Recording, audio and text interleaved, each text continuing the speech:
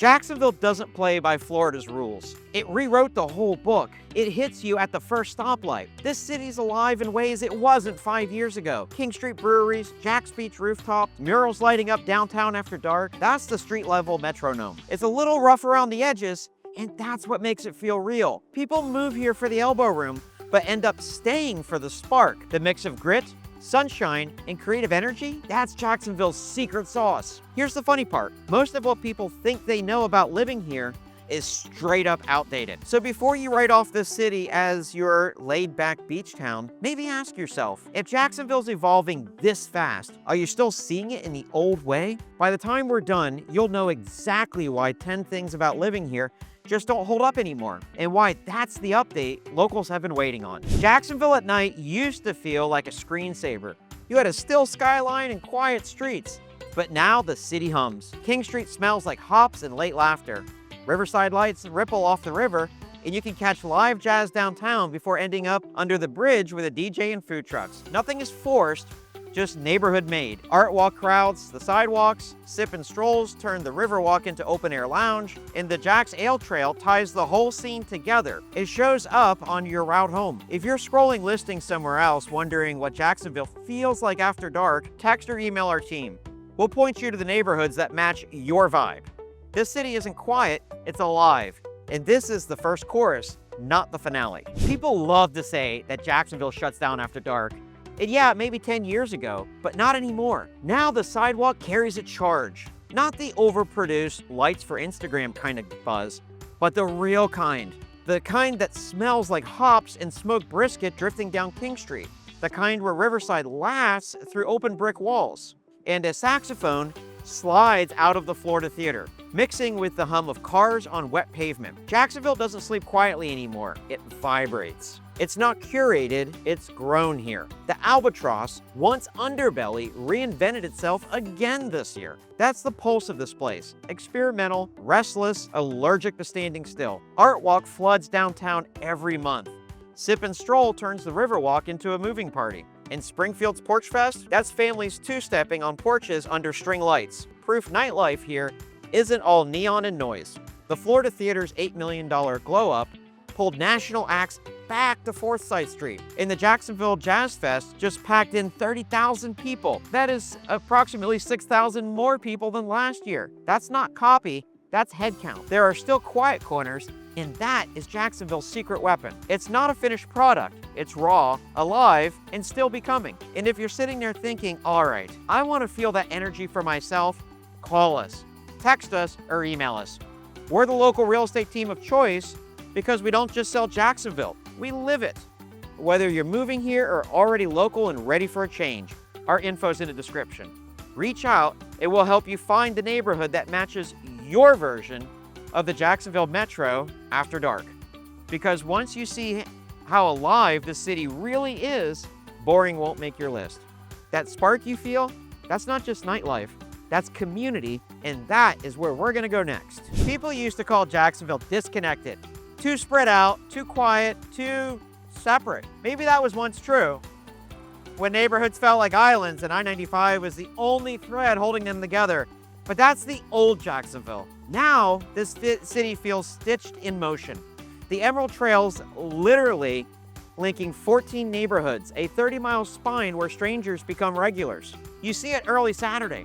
Runners waving, cyclists stopping for coffee, kids learning to balance bikes under the overpass murals. That's not city planning, that's belonging paved in concrete. Springfield turns porches into stages once a year, and somehow 10,000 people show up like they're all part of the same block. Over in Murray Hill, neighbors trade garden tomatoes and jokes over chain link fences. Riverside's Art Walk still spills onto Bay Street with food trucks, paint, and music. These aren't events, these are rituals Jacksonville keeps showing up for. What's wild is how unforced all of this feels. No marketing campaign, no master plan, just porch lights, playlists, and people who keep making space for each other. I still remember the first art walk I went to after moving here. I didn't know a soul, and by the end of the night, I had 3 invites to block parties. And that's the thing about Jack's community. This isn't something you find, it's something that finds you. That's the real community built while the paint's drying. And if you live here, you already get it. That random Saturday where a stranger becomes your neighbor by Monday. Drop your favorite neighborhood vibe in the comments. I try to reply to everyone. Is it San Marcos porch parties, the beach's cleanup crew, or those 5-point nights that slide straight into morning? Jacksonville doesn't do community halfway anymore. It's not polished, it's personal. And the more connected it gets, the more valuable it becomes. Not just in price tags, but in pride. Which, funny enough, is where we're headed next. Jacksonville Beach didn't get the memo about slowing down. It's wide awake and lit by neon and sunrise in the same hour. Step on the First Street on a Friday night and the city practically hums. Surfboards still dripping from the last set, music leaking out of Surfer the Bar, tacos vanishing at Taco Lou's, and laughter from Lemon Bar riding the ocean breeze. This isn't retirement, it's a revival with a tan. The crowd shifted. Mid-40s median age, hybrid pros, remote workers, young families swapping cubicles for coastline. Mornings start with a quick surf before that first zoom, and strollers roll past southern grounds with espresso in hand. And the air smells like ambition and sunscreen. The beach's lifestyle's gone from slow and sandy to sleek and fast, a tempo flickering under the fawns. Neptune's still got that quiet rhythm. Porch lights, joggers, way too easy. Atlantic's polished, a coastal magazine, but brought to life. Jack's Beach keeps its edge, a little chaos, a little grip, but always alive. Property here isn't affordable anymore, it's earned. Renovated cottages shoulder up the glassy new builds, moving faster than the tide. The vibe's younger, hungrier, you can sense it under your feet. And it's not just about home prices, it's about momentum. The beaches have become the crossover between the hustle and the calm, a lifestyle built on balance, not burnout, where pace and peace shake hands. Spend a week here and you'll get it. The beaches aren't where people settle down anymore. They're where people level up. Not a retirement coast, a recharge zone. The new crowd's not winding down. They're setting pace. And that coastal spark, it's bleeding inland, reshaping how the whole city measures value. What is actually means to live here. For years, people swore you couldn't live in Jacksonville without a car, like this city was allergic to sidewalks. And yeah, that used to be true. Long stretches of asphalt, no shade, and neighborhoods that felt stitched together by parking lots instead of people. But that version of Jacksonville, it's getting retired. The Emerald Trail is flipping that old story on its head. A 30-mile loop connecting 14 neighborhoods straight into downtown. Soon, you'll be able to bike from Riverside to San Marco, or grab a smoothie in Springfield and walk it off all the way to Riverwalk. The Hogan Street link is already underway, and you can feel the shift. The city's switching the city's gate. Picture it, morning sun hitting the river, bold bean coffee roasting, beans a block away, sneakers on new concrete, a train horn rolling through the mix of murals and brick. Jacksonville's not standing alone anymore. It's pulsing with rhythm, that literal rhythm, through the neighborhoods that used to feel miles apart. Downtown's catching the beat too. Art walk nights spilling into the bars, jazz echoing under the Main Street Bridge, sip and stroll crowds drifting by the water with live music in the air. The Florida Theater's glowing again after its big restoration, pulling people who actually linger after a show instead of sprinting to their cars. Jacksonville's finally starting to feel closer to eye-level living. We're never gonna be Manhattan. And honestly, that's the point. This city's learning how to move at its own tempo. Walk these streets on a warm night, skyline glinting off the St. John's, barbecue smoke curling through the air, and tell me the river isn't in on it. The Car City label just isn't fitting anymore. Jacksonville's becoming a movement city, not just getting from point A to B, but living in between. And once you start exploring it like that, walking it, hearing it, feeling it, that's when you realize the real value here isn't just in homes and neighborhoods. It's in how this city keeps evolving. Downtown used to be the whole show. The 9-to-5 grind wrapped in skyline, but Jacksonville's rewired the weekday. Now, downtown's the after party, not the office park. The workday's gone polycentric, scattered in the best way. You've got executives zooming from Ponte Vedra patios, startups cranking out code from a cafe in San Marco, and entire teams clocking in from Nocatee co-working pods. Surrounded by golf carts and palm trees, the 9-to-5 spread its wings. And yeah, downtown still got its heartbeat. The Florida Theater's back after that $8 million facelift, The Art Walk still packs Bay Street, and the Four Seasons plus Stadium District project is about to make the riverfront glow. But that's not where Jacksonville works anymore. It's where it celebrates. The city's new rhythm is everywhere. E-Town with its smart living tech vibes, Rivertown's event-filled weekends, and St. John's where the school pickup line doubles as a networking hub. This decentralization isn't chaos, it's freedom. Jacksonville traded cubicle clusters for lifestyle clusters. You can build your workday around your life, not the other way around. It's the kind of setup that makes people stay, not just for the job, but for the balance. That Jacksonville's cheap label, that has been retired. This city doesn't sell itself short anymore. We quit the bargain bin, and the turnout says so. There's a difference between affordable and undervalued, and Jacksonville finally caught up. Duval's median home price broke the $400,000 mark by late 2024, nearly doubling what it was just 5 years ago. And that's not a bubble, that's a payoff. You can see it in the details. Modern schools, smart neighborhoods, and streets people actually want to live on. Duval County schools just earned their first A district rating ever. 99% of campuses now land between the A to the C. That's not a small win, that is a new identity. In those new communities, they're not all cookie cutters, they're micro worlds. Rivertown's river clubs, Nocatee's greenway trails, and E-Town's smart home network. This is suburban life, but reimagined with better design, better tech, and built-in social pulse. The beaches are holding strong too. Neptune, Atlantic, Jacksonville Beach, all sitting above the $500,000 median mark, backed by low churn and high stability. They age like good bourbon, smooth, steady, and worth every drop. Meanwhile, the Emerald Trail is quietly connecting those 14 neighborhoods, turning bike paths into lifelines and stitching together parts of the city that never used to meet. That's the kind of infrastructure that turns cheap into legacy. So what do you think? Is Jacksonville still underrated? Or are we finally owning our worth? Drop your take in the comments. I read every single one of them. Because this isn't a boom story, it's a glow-up story. Jacksonville's value isn't hype. Less sizzle, more sustained climb. People still think building in Jacksonville's a quick draw game. Find a lot, pick a floor plan, and move in by summer. Nah, those days packed up and left with the last wave of cookie cutter builds. What's happening now is slower, it's smarter, and it's way more intentional. Builders like Dreamfinders, Providence, Toll Brothers, and Riverside Homes aren't just filling land, they're planning for life between the walls. Drive through Shearwater or Rivertown and you'll see it. Homes orbiting around trails, lagoon pools, EV-ready garages, and fiber-connected town centers. You can smell the fresh stucco and sawdust along 210. That's Jacksonville's growth. Growing while you drive on 210. You can see it in the details. E-Town's energy-smart layouts, Nocatee's electric vehicle paths, Rivertown's event-heavy hubs, all proving that modern builds can be beautiful, durable, and designed for people who want to stay. Cheap and easy? That era's over. Jacksonville's not chasing volume anymore.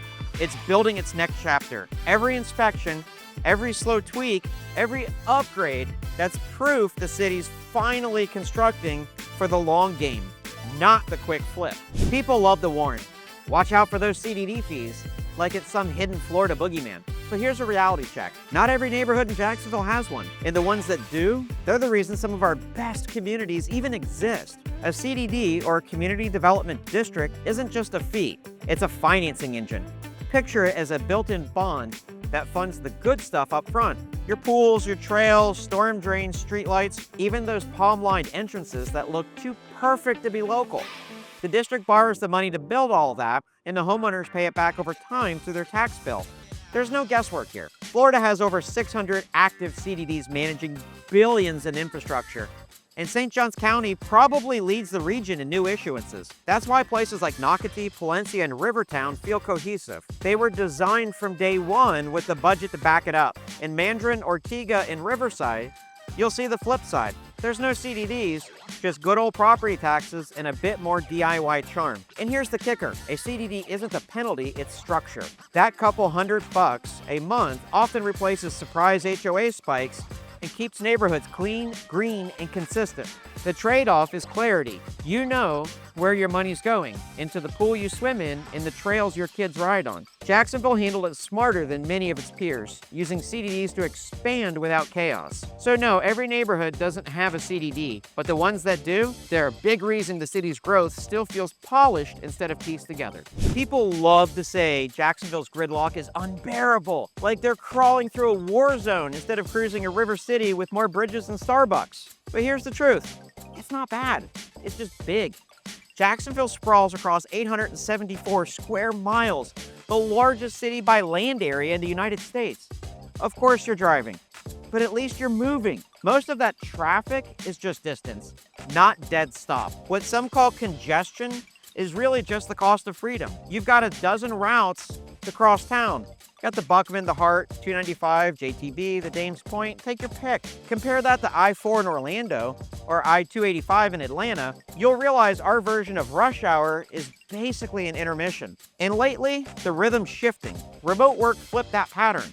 Folks in E-Town, Rivertown, and Nocatee aren't jamming I-95 every morning anymore. They're logging in from home offices, hitting the gym midday, or co-working down the street. The drive times have evened out. And here's the detail you can feel. Tires humming over the Buckman as the wind shifts and that salt air from the intracoastal hits. That's not gridlock, it's contests. Sure, the Buckman might stand still for 10 minutes during peak hours, but you're still making it home before your friends in Miami move a single exit. The real win? Having a commute that ends at a backyard sunset instead of another garage full of concrete echoes. The drive here isn't terrible. It's the thrum of a place stretching out. Jacksonville isn't built for gridlock, it's built for breathing room. The schools haven't improved. That myth is older than a flip phone, and it's finally gone. Jacksonville schools have been rebuilding in plain sight. In 2025, made it impossible to ignore. Duval County Public Schools just scored its first ever A district rating. 65% of schools now A or B. 99% are rated A through C. Graduation rates pushing 90%. That's not a facelift, that's a rebuild down to the studs. Over in St. Johns and Nassau counties, the standard's still elite, some of the best in Florida. St. Johns County has a 95% graduation rate, test scores that rival private prep schools. Nassau County isn't far behind with a graduation rate of around 92%. Families are literally packing up from other states just to land in those zip codes. And you can feel the shift. Friday nights at Sandalwood or Ponte Vedra carry a different charge.